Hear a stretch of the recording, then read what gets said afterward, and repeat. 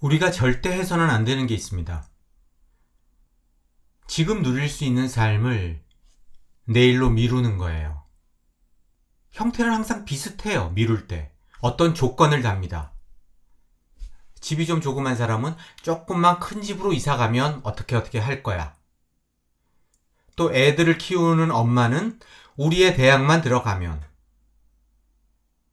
우리의 시집만 가면, 우리의 장가만 보내고 나면 나 정말로 내 인생 살 거야. 이런 식으로 얘기를 하죠. 하지만 어느 정도 산 사람이면 다 알잖아요. 막상 그때가 되면 또 다른 이유가 반드시 나타나서 내 삶의 족쇄가 된다는 걸. 나로 하여금 지금을 제대로 누리도록 하지 못하는 이유가 반드시 생긴다는 거. 제가 이제 50 중반을 지나가다 보니까 이제 과거를 되돌아보면 아쉬운 때가 있잖아요. 아, 그때 좀 참 잘 살 걸. 좀 더 그 순간, 그 시기를 더 만끽하고 누리면서 살 걸. 하고 후회가 되는 때가 있습니다. 수도 없지만 가장 두드러지는 때가 언제냐면 군대 시절이에요. 88년 8월에 군대를 가서 90년 11월에 제대를 했습니다. 그때는 30개월이었는데 전방, 문무대 이렇게 해가지고 3개월 면제를 받고 27개월 복무를 했죠. 카투사 시험을 치고 평택에서 영어 시험을 봤는데 성적이 좋아서 용산에 배치가 됐어요. 지금 생각하면 참 많은 걸 배우고 경험할 수 있는 시간이었어요. 그때는 머릿속에 오로지 하나밖에 없어요. 언제 제대하지? 20개월 남았다. 19개월 남았다. 18개월 남았다. 정말로 군대만 제대하면 새로운 인생이, 신세계가 열릴 것만 같았어요. 저는 대학에 들어가면서부터 이상하게 머리 뒷골에 이렇게 군대가 꽉 잡고 있더라고요. 즐거운 일을 하다가도 군대 생각하면 아이고 군대. 그래서 같은 방에 있던 고참 중에 한 사람은 이렇게 달력에 매일 X를 해가면서 살았는데 달력에 X까지 치진 않았지만 정말로 제대만을 기다리면서 살았습니다. 그때 내가 살았던 하루는 어떤 하루냐? 오대수의 하루예요. 오대수가 누구죠? 박찬욱 감독의 올드보이 주인공 최민식. 오늘을 대충 수습하는 남자, 오늘을 대충 수습하면서 살자 오대수. 그게 딱 나였습니다. 오늘을 대충 수습하자, 오늘을 대충 버티자, 오늘만 견디자. 말 그대로 인생을 버리고 낭비했습니다. 그때 누군가 나를 붙잡고 내가 오늘 하려는, 이 아슬톱을 통해서 하려는 이런 얘기를 내 귀에 들려줬다면, 글쎄요, 모르겠네요. 바뀌었을까? 말을 들었을까? 사람이라는 게 원래 남의 말 잘 안 듣거든요. 그래도 한 번 정도는 생각하지 않았을까?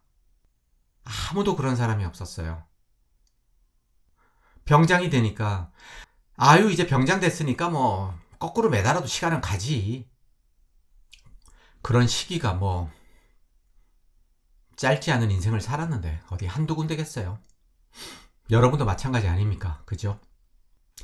지난 시간에 지금을 사는 게 얼마나 중요한가 이 부분을 얘기를 했는데 그것과 관련해서 조금 더 얘기를 하려고 합니다.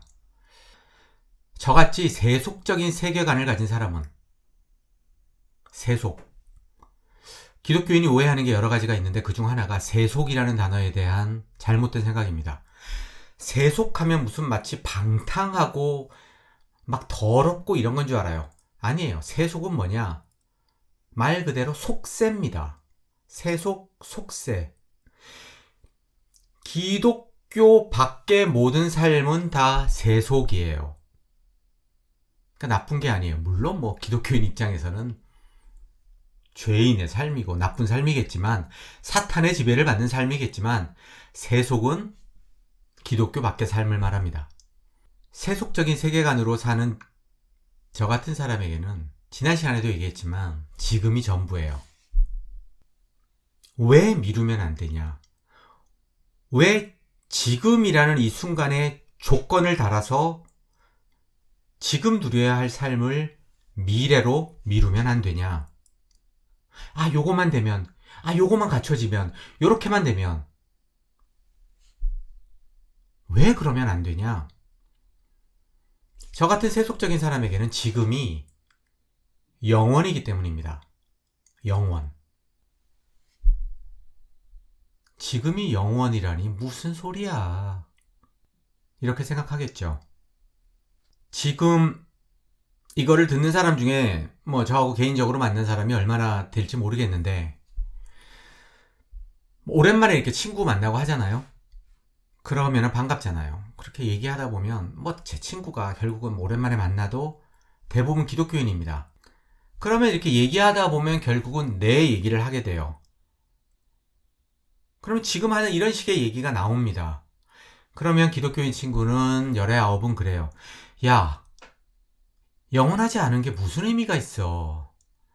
그러면 제가 이런 식으로 설명을 합니다. 영원에는 두 가지 개념이 있어요. 첫 번째, 기독교가 말하는 영원입니다. 뭐냐? everlasting. lasting. 계속되는데 이게 ever. 계속돼요. everlasting. 주님의 영원한 사랑할 때 everlasting love 이런 말 하잖아요. 그러니까 이거는 시간을 강조한 영원의 개념입니다. 계속돼요. 끝나지 않아요. 기독교가 말하는 영원이죠. 천국에 가면 만나게 되는 영원, everlasting. everlasting father하고 everlasting life를 사는 거죠. 전 친구한테 그래요, 그러면. 야, 지금 너랑 만나서 이렇게 좋은데 생각해봐라. 이게 만약에 우리가 헤어지지 않고 지금 everlasting하게 계속 얘기를 해야 된다면 어떻겠냐? 이 시간은 순식간에 지옥으로 바뀝니다. 뭔가가 좋은 이유는 끝이 있기 때문이에요. 아무리 좋아도 끝나지 않는 건 지옥이에요. 제가 지난 시간에 세상에서 제일 재밌는 게 술 마시는 거라 그랬잖아요. 술 마시면서 이렇게 얘기 나누는 거. 재밌죠. 하지만 그것도 계속 한다고 생각해 보세요. 재밌게 놀다가 집에 가니까 끝이 나니까 그게 좋은 거예요. 끝나지 않으면 모든 건 지옥입니다. 심지어 사랑하는 사람하고 하는 섹스라도 그게 끝나지 않는다고 생각해봐요. 어떻게 합니까, 그거를? 못합니다. 지옥이에요. 그러니까 어떤 의미로 보면 기독교가 말하는 천국은 내가 생각하기에 지옥을 주면서 이건 천국이야 그러는 거예요. 물론 그때 가면 다 다르지. 지금 우리가 생각하는 거랑 같아? 이러겠죠. 그럼 그거 말고 또 다른 영원이 뭐냐? eternity가 있습니다. eternity라는 단어가 가진 영원의 개념은 지금이에요. 지금 내 속에 간직한 이 순간이 내게는 유일하게 영원한 거다. 내가 누릴 수 있는 영원은 바로 지금이다. 이터너티를 얘기를 하려면 이 사람을 빠뜨릴 수가 없습니다. 저한테 이터너티가 가지는 개념을 알려준 사람인데 조셉 캠벨이라는 어떻게 보면 가장 유명한 신화학자예요. 1903년인가 4년인가 태어났죠 아마. 그리고 1987년에 죽었습니다. 제가 이 사람을 알게 된 건 유튜브를 통해서예요. 신화의 힘이라는 다큐멘터리를 제가 유튜브에서 봤어요. 이게 6부작인데 보니까 미국에서 1988년 그러니까 캠벨이 죽고 나서 다음 해에 PBS라는 일종의 공영방송 이런 데서 방송이 됐더라고요. 빌 모이어스라고 미국의 유명한 앵커가 있는데 그 사람과 장시간 인터뷰한 겁니다. 그때 조셉 캠벨을 알고 나서 제가 이 사람 책을 사서 읽고 신화에 대해서 훨씬 더 좀 많이 관심을 갖게 되었죠. 신화하면 또 많은 현대인들이 오해하는 게 있어요. 무슨 헛소리 같은 걸로 생각합니다. 그냥 허무맹랑한 얘기. 뭐 제우스가 나오고 뭐 막 그냥 아폴로 신이 나오고 막 이런 막 그리스 신화하면 그리스 신화 생각하잖아요. 그런데 신화라는 건 뭐냐 하면 옛날 사람들, 신화를 만들어냈던 아주 오래전 고대인들에게는 신화가 뭐냐? 인생을 설명해 주는 유일한 방법이었어요. 현대인에게는 우리 주변 세상을 설명하는 가장 중요한 도구가 뭐죠? 과학이잖아요. 태양이 왜 뜨지? 왜 겨울이 오지? 왜 사람이 죽지? 이 모든 것들에 대한 설명을 우린 어디서 얻죠? 과학에서 얻습니다. 물론 뭐 종교에서 얻는 사람도 있지만 여전히 옛날 사람들에게는 그 모든 질문들에 대한 해답이 신화 속에 있었어요. 신화라는 게 옛날 사람들에게는 해답이었던 거예요. 너 왜 존재하는 줄 알아? 너 왜 죽는 줄 알아? 지지난 시간인가요? 제가 에덴 동산 얘기했잖아요. 그게 신화거든요. 신화? 뭐 기독교인에게는 역사겠지만 신화인데 그거를 왜 썼냐? 사람이 왜 죽지? 여기에 대한 설명을 해주려고 쓴 거예요. 제가 그렇게 얘기를 했잖아요. 왜 죽는가에 대한 설명을 해주기 위해서 만들어낸 신화다. 유대인들이. 수많은 신화는 다 그런 겁니다. 그러니까 그 사람들이 신화를 읽는 방식과 오늘날 우리가 신화를 읽는 방식은 전혀 달라요. 그 사람들은 신화를 읽으면서 아 그렇구나. 맞아. 이래서 이런 거구나. 프로메테우스 때문에 우리한테 이렇게 불이 들어온 거구나. 이렇게 이해를 하는 겁니다. 신화가. 조셉 캠벨은 아무튼 신화의 중요성, 이 신화라는 게 현대인에게도 여전히 의미를 갖는데 그 의미가 뭔가에 대해서 이렇게 자세하게 설명을 한 사람입니다. 제가 그 유튜브 링크를 밑에다 달아놓을게요. 뭐 영어지만 들어보시고 그리고 이 인터뷰를 그대로 받아 적어가지고 책으로 나왔어요. 신화의 힘이라고. The Power of Myth라고 나왔는데 우리나라에도 번역이 됐습니다. 이게 오래전에. 근데 지금 절판이에요. 저는 지금 저한테 지금 번역판이 없는데 지금 다른 데 있어가지고 헌책은 구할 수 있을 겁니다. 저도 이제 헌책을 구해서 다시 한번 읽었는데 이런 책이 절판되는 거 보면 참 가슴이 아픕니다. 그런데 말입니다.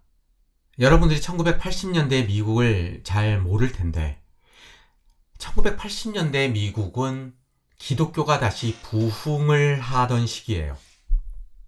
1983년에 레이건 대통령이 연설에서 뭐라고 선언했는 줄 압니까? 올해를 성경의 해로 지정합니다 하면서 전 국민은 올해 쉬지 말고 성경을 읽으세요. 이런 연설을 했어요. 1983년에. 지금 상상이 됩니까? 바이든이 여러분 우리 올해는 성경을 열심히 읽읍시다. 40년 전인데 미국이 그때 그랬어요. 그러다 보니까 88년도에 이 프로가 나왔을 때 적지 않은 기독교인들이 충격을 받았습니다. 뭐 제가 기회가 되면 좀 얘기를 할 텐데 조셉 캠벨이 영지주의자예요. 영지주의가 뭐냐? 기독교인 하나도 모르죠. 영지주의 뭐 이단 이렇게만 알고 있죠. 제가 기회가 되면 영지주의에 대해서 설명을 할 텐데 노골적으로 영지주의 메시지를 말하는 건 아닌데 그래도 중간중간 조셉 캠벨이 가진 어떤 그런 사상이 드러납니다. 그러면서 이 사람이 신화를 얘기하면서 얼핏 기독교 얘기를 해요. 바보가 아닌데 기독교인이 알잖아요. 저 사람한테는 기독교가 신화구나. 예수도 신화구나. 적지 않은 반향이 있었습니다. 제가 확인하진 않았는데 그 인터뷰했던 빌 모이어스도 기독교인이었던 것 같아요. 그 사람이 이런 질문을 해요. 삶이 영원하지 않다면, 내세가 없다면 무슨 의미가 있습니까? 우리가 지금 다루는 주제죠. 조셉 캠벨이 이렇게 대답합니다. 저는 아직까지도 제 부모님이 내 마음속에 살아있습니다. 부모님과 함께 보냈던 그 행복했던 순간이 지금도 여전히 내 속에 살아있습니다. 나에게는 그게 영원입니다. 나는 부모님과 함께 보냈던 그 시간을 내 안에서 영원함으로 간직하고 있습니다. 제가 그걸 보면서 그때 깜짝 놀랐어요. 영원. eternity. 영원은 막연하게 죽고 나서 어디론가 가서 끝나지 않고 사는 게 아니라 지금 사는 거구나. 지금 내가 어떻게 사는가를 내 속에 간직하는 거구나. 인간에게 있어서 가장 큰 비극이 뭐냐? 자식을 먼저 떠나보내는 거 아니겠습니까? 태어난 지 한 달 만에 가는 자식도 있고 또 태어나서 10년 있다가 20년 있다가 가는 경우도 있습니다. 그런 부모들은 천국에 가서 자식을 다시 만날 거다라는 위안으로 삼지요. 기독교인인 경우에. 하지만 저는 그때 이제 조셉 캠벨을 만나고 내 생각이 바뀌었어요. 아, 얘가 한 달을 나와 함께 있다가 떠나더라도 이 한 달이 내 사랑하는 아이와 함께 보냈던 이 한 달이 나에게는 영원이구나. 10년을 있다가 떠나보내도 이 10년이 나에게는 소중한 영원이구나. 내가 살아있는 한 나는 그걸 영원으로, 이터너티로 간직할 수 있구나. 기왕이면 오랜 시간을 함께 보내고 싶고 오랜 시간 더 더불어서 누리고 싶지만 그게 아니더라도 정말로 내가 사랑하고 아끼고 소중히 여기며 함께 보냈던 시간이라면 그건 나에게 영원으로 남는 거구나. 그리고 더 중요한 건 그 사람이 내 인생에 들어와서 그 시간을 함께 해준 것만으로도 너무도 고맙고 소중한 거구나. 나에게는 특권이었구나. 나에게는 축복이었구나. 제 아버지가 딱 숨을 거둔 순간 그때 주위에 한 7, 8명이 있었던 것 같은데 그때 어머니가 아버지를 이렇게 끌어안고 기도를 했습니다. 다 기독교적인 내용이었는데 그 중에 이런 말이 있었어요. 하나님, 이 아름다운 사람을 우리 곁에 71년간 함께 할 수 있도록 해주셔서 감사합니다. 저는 그게 딱 기억에 남아요. 다른 내용은 하나도 기억에 남지 않고 우리 곁에 71년을 함께 있었다. 누군가는 내 곁에 30년 있다 가고 누군가는 내 곁에 3년을 있다 갑니다. 하지만 그게 나에게는 영원인 거예요. 이터너티인 거예요. 궤변이라고요? 죽고 나서 어딘가 가가지고 everlasting 하게 사니까 얼마나 좋아? 이 궤변보다는 이게 훨씬 더 낫지 않나요? 저한텐 그렇습니다. 그렇기 때문에 이 순간, 사랑하는 누군가와 함께하는 이 순간이 나에겐 이터너티이기 때문에 우리는 5대수로 살아서는 안 되는 거예요. 오늘을 대충 수습하면서 보내버리면 안 되는 거예요. 아, 그때 가가지고, 그때 너 그것만 딱 끝나고, 야, 너 제대로 취직만 해봐. 그때부터 완전 새로운 인생 정말 제대로 사는 거지. 이러면 안 되는 거예요. 나 자신한테도, 내 자식한테도, 내 부모한테도, 내 배우자에게도, 누구에게도 지금을 살아야 된다는 겁니다. 지금 멀쩡하게 출근하는 사람이 잠깐 나갔다 올게 해서 나가는 사람이 들어올 거라고 어떻게 100% 장담해요? 그런데 에버래스팅한 천국 같은 거를 받아들이지 않고 오늘을, 지금을 이터너티로 살려고 결심을 해도 그거를 방해하는 게 하나 있습니다. 죄책감이에요. 무슨 죄책감? 후회가 가져다 주는 죄책감입니다. 내가 나를 도무지 용서할 수 없는 후회, 죄책감. 그게 지금을 이터너티로 사는 걸 방해합니다. 인생을 되돌아보면서 후회가 없는 사람이 어디 있겠어요? 왜 후회를 하죠? 뭐, 나 자신에게 소홀했던 것 때문에 후회를 하고 죄책감을 느끼는 경우도 있지만 대부분 사랑하는 누군가에게 제대로 하지 못했던 것 때문에 생기는 후회. 그것 때문에 지금을 갉아먹는 사람이 적지 않지요. 저는 자식들이 자랄 때 제대로 못해준 것 때문에 평생 어떤 후회하는 마음을 가지고 사는 부모를 적지 않게 만났습니다. 애들이 한창 민감할 때, 뭐 내가 이혼해가지고, 뭐 내가 그때 사업이 망해가지고 애들을 참 제대로 케어하지 못했어. 뭐 이런 것 때문에 나이가 먹어서도 계속 다 큰 애들을 보면서 성인이 됐는데도 애들이 마음에 괴로워하는 그런 부모들 많아요. 후회하고 죄책감을 느끼는 거 보면 그게 사실은 자신을 대단히 겉으로만 볼 때 비하하는 것처럼 보일 수 있습니다. 그런데 조금만 따지고 들어가면 후회라는 감정을 떠받들고 있는 근본은 뭐냐면 내가 잘났다예요. 내가 대단하다라는 생각입니다. 내가 정말로 이 정도 이렇게 후회할 짓을 할 만큼 못난 놈이 아닌데 라는 자기 착각이에요. 한 인간의 후회, 죄책감을 다룬 영화 중에서 가장 제가 볼 때 훌륭한 건 로버트 레드포드가 1980년도에 감독한 보통 사람들입니다. 그해 아카데미를 5개를 받았죠. 티모시 허튼이 거기서 콘레드라는 아이를 연기하잖아요. 그 아이가 형이랑 배를 타러 갔다가 형은 죽고 걔는 살아남아요. 형을 살리지 못했다라는 죄책감에 그 애는 자살 시도까지 하면서 힘든 시간을 보내죠. 그러다 정신과 의사를 만나서 치유를 받는데 아무에게도 하지 않았던 얘기를 정신과 의사한테 합니다. 뭐냐? 내가 그때 형의 손을 놓았기 때문에 형이 죽었다라는 거예요. 그때 정신과 의사가 뭐라 그러죠? 너 힘이 빠졌잖아!